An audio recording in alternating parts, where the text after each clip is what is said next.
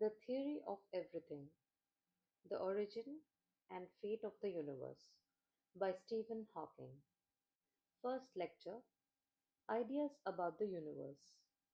As long as 340 BC, Aristotle, in his book On the Heavens, was able to put forward two good arguments for believing that the earth was a round ball rather than a flat plate. First, he realized that eclipses of the moon were caused by the earth coming between the sun and the moon. The earth's shadow on the moon was always round, which would be true only if the earth was spherical.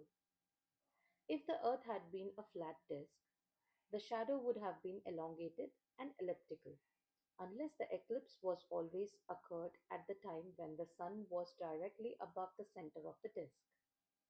Second, the Greeks knew from their travels that the pole star appeared lower in the sky when viewed in the south than it did in more northerly regions. From the difference in the apparent positions of the pole star in Egypt and Greece, Aristotle even quoted an estimate that the distance around the earth was 400,000 stadia. It is not known exactly what length a stadium was, but it may have been about 200 yards.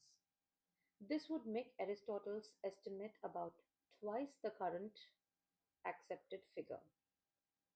The Greeks even had a third argument that the earth must be round, for why else does one first see the sail of the ship coming over the horizon and only later see the hull? Aristotle thought that the earth was stationary and that the sun, the moon, the planets, and the stars moved in circular orbits about the earth. He believed this because he felt, for more mystical reasons, that the earth was the center of the universe and that circular motion was the most perfect. This idea was elaborated by Ptolemy in the 1st century AD into a complete cosmological model. The Earth stood at the center, surrounded by eight spheres, which carried the Moon, the Sun, the stars, and the five planets known at the time: Mercury, Venus, Mars, Jupiter, and Saturn. The planets themselves moved on smaller circles attached to their respective spheres in order to account for their rather complicated observed paths in the sky. The outermost sphere carried the so-called fixed stars, which always stay in the same position relative to each other but which rotate together across the sky. What lay beyond the last sphere was never made very clear, but it certainly was not part of mankind's observable universe. Ptolemy's model provided a reasonably accurate system for predicting the position of heavenly bodies in the sky. But in order to predict these positions correctly, Ptolemy had to make an assumption that the moon followed a path that sometimes brought it twice as close to Earth as at other times. And that meant that the moon had sometimes to appear twice as big as it usually does. Ptolemy was aware of this flaw, but nevertheless, his model was generally, although not universally, accepted. It was adopted by the Christian Church as the picture of a universe that was in accordance with Scripture. It had the great advantage that it left lots of room outside the sphere of fixed stars for heaven and hell. A much simpler model, however, was proposed in 1514 by a Polish priest, Nicholas Copernicus. At first, for fear of being accused of heresy, Copernicus published his model anonymously. His idea was that the sun was stationary at the center and that the earth and the planets moved in circular orbits around the sun. Sadly for Copernicus, nearly a century passed before this idea was to be taken seriously. Then two astronomers, the German Johannes Kepler and the Italian Galileo Galilei, started publicly to support the Copernican theory, despite the fact that the orbits it predicted did not quite match the ones observed. The death of the Aristotelian Ptolemaic theory came in 1609. In that year, Galileo started observing the night sky with a telescope which had just been invented. When he looked at the planet Jupiter, Galileo found that it was accompanied by several small satellites or moons which orbited around it. This implied that everything did not have an orbit directly around the Earth as Aristotle and Ptolemy had taught. It was of course still possible to believe that the Earth was stationary at the center of the universe, but had the moons of the Jupiter moved on extremely complicated paths around the Earth, giving the appearance that they orbited Jupiter. However, Copernicus's theory was much simpler. At the same time, Kepler had modified Copernicus's theory, suggesting that the planets moved not in circles but in eclipses. The prediction now finally matched the observation. As far as Kepler was concerned, elliptical orbits were merely an ad hoc hypothesis, and a rather repugnant one at that because eclipses were clearly less perfect than circles. Having discovered, almost by accident, that elliptical orbits fitted the observation well, he could not reconcile with the idea that the planets were made to orbit the Sun by magnetic forces. An explanation was provided only much later in 1687 when Newton published his Principia Mathematica Naturalis Causae. This was probably the most important single work ever published in the physical sciences. In it, Newton not only put forward a theory of how bodies moved in space and time, but he also developed the mathematics needed to analyze those motions. In addition, Newton postulated a law of universal gravitation. He said that each body in the universe was attracted toward every other body by a force which was stronger the more massive the bodies and the closer they were to each other. It was the same force which caused objects to fall to the ground. The story that Newton was hit on the head by an apple is almost certainly apocryphal. All Newton himself ever said was that the idea of gravity came to him as he sat in a contemplative mood and was occasioned by the fall of an apple. Newton went on to show that, according to his law, gravity causes the moon to move in an elliptical orbit around the Earth and cause the Earth and the planets to follow elliptical paths around the Sun. The Copernican model got rid of Ptolemy's celestial spheres, and with them the idea that the universe had a natural boundary. The fixed stars did not appear to change their relative positions as the Earth went around the Sun. It therefore became natural to suppose that the fixed stars were objects like our Sun, but much farther away. This raised a problem. Newton realized that, according to his theory of gravity, the stars should attract each other. So it seemed they could not remain essentially motionless. Would they not all fall together at some point? In a letter in 1691 to Richard Bentley, another leading thinker of his day, Newton argued that this would indeed happen if there were only a finite number of stars. But he reasoned that if, on the other hand, there were an infinite number of stars distributed more or less uniformly over infinite space, this would not happen because there would not be any central point for them to fall to. This argument is an instance of the pitfalls that one can encounter when one talks about infinity. In an infinite universe, every point can be regarded as the center because every point has an infinite number of stars on each side of it. The correct approach, it was realized only much later, is to consider the finite situation in which the stars all fall in on each other. One then asks how things change if one adds more stars roughly uniformly distributed outside this region. According to Newton's law, the extra stars would make no difference at all to the original ones, and so the stars would fall in just as fast. We can add as many stars as we like, but they will still always collapse in on themselves.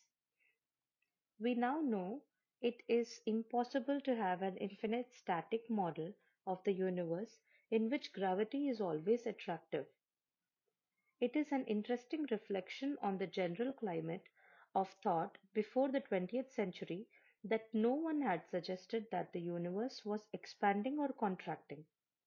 It was generally accepted that either the universe had existed forever in an unchanging state, or that it had been created at a finite time in the past, more or less as we observe it today. In part, this may have been due to people's tendency to believe in eternal truths as well as the comfort they found in the thought that even though they may grow old and die, the universe is unchanging. Even those who realized that Newton's theory of gravity showed that the universe could not be static did not think to suggest that it might be expanding. Instead, they attempted to modify the theory by making the gravitational force repulsive at very large distances. This did not significantly affect their predictions of the motions of the planets, but it would allow an infinite distribution of stars to remain in equilibrium, with the attractive forces between nearby stars being balanced by the repulsive forces from those that were farther away. However, we now believe such an equilibrium would be unstable. If the stars in some region got only slightly nearer to each other, the attractive forces between them would become stronger and would dominate over the repulsive forces. This would mean that the stars would continue to fall toward each other. On the other hand, if the stars got a bit further away from each other, the repulsive forces would dominate and drive them further apart. Another objection of an infinite static universe is normally ascribed to the German philosopher Heinrich Olbers. In fact, various contemporaries of Newton had raised the problem, and the Olbers article in 1823 was not even the first to contain plausible arguments on this subject. It was, however, the first to be widely noted. The difficulty is that in an infinite static universe, nearly every line or side would end on the surface of a star. Thus, one would expect that the whole sky would be as bright as the sun, even at night. Olber's counter-argument was that the light from distant stars would be dimmed by absorption by intervening matter. However, if that happened, the intervening matter would eventually heat up until it glowed as brightly as the stars. The only way of avoiding the conclusion that the whole of the night sky should be as bright as the surface of the sun would be if the stars had not been shining forever but had turned on at some finite time in the past. In that case, the absorbing matter might not have heated up yet, or the light from the distant stars might not yet have reached us. And that brings us to the question of what could have caused the stars to have turned on in the first place. The beginning of the universe. The beginning of the universe had, of course, been discussed for a long time. According to a number of early cosmologies in the Jewish, Christian, Muslim tradition, the universe started at a finite and not very distant time in the past. One argument for such beginning was the feeling that it was necessary to have a first cause to explain the existence of the universe. Another argument was put forward by Saint Augustine in his book, The City of God. He pointed out that civilization is progressing, and we remember who performed this deed or developed that technique. Thus, man, and so also perhaps the universe, could not have been around all that long, for otherwise we would have already progressed more than we have. Saint Augustine accepted a date of about 5000 BC for the creation of the universe according to the book of Genesis. It is interesting that this is not so far from the end of the last ice age, about 10,000 BC, which is when civilizations really began. Aristotle and most of the other Greek philosophers, on the other hand, did not like the idea of creation because it made too much of divine interventions. They believed, therefore, that the human race and the world around it had existed and would exist forever. They had already considered the argument about progress described earlier and answered it by saying that there had been periodic floods or other disasters that repeatedly set the human race right back to the beginning of the civilization. When most people believed in an essentially static and unchanging universe, the question of whether or not it had a beginning was really one of metaphysics or theology. One could account for what was observed either way. Either the universe had existed forever, or it was set in motion at some finite time in such a manner as it looked as though it had existed forever.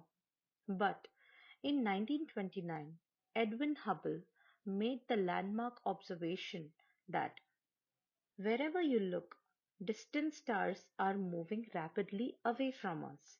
In other words, the universe is expanding. This means that at earlier times, objects would have been closer together. In fact, it seemed that there was a time about 10 or 20 million years ago when they were all at exactly the same place. This discovery finally brought the question of the beginning of the universe into the realm of science.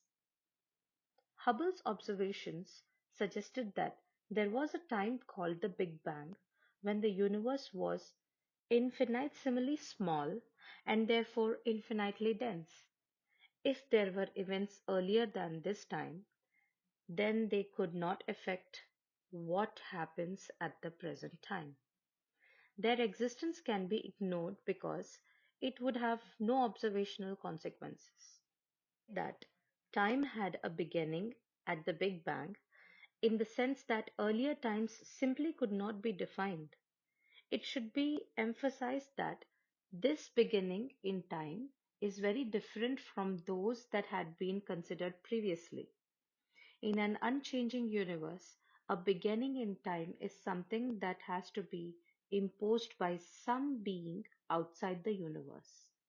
There is no physical necessity for a beginning. One can imagine that God created the universe at literally any time in the past. On the other hand, if the universe is expanding, there may be physical reasons why there had to be a beginning. One could still believe that God created the universe at the instant of the Big Bang. He could even have created it at a later time in just such a way as to make it look as though there had been a Big Bang. But it would be meaningless to suppose that It was created before the Big Bang. An expanding universe does not preclude a creator, but it does place limits on when he might have carried out his job.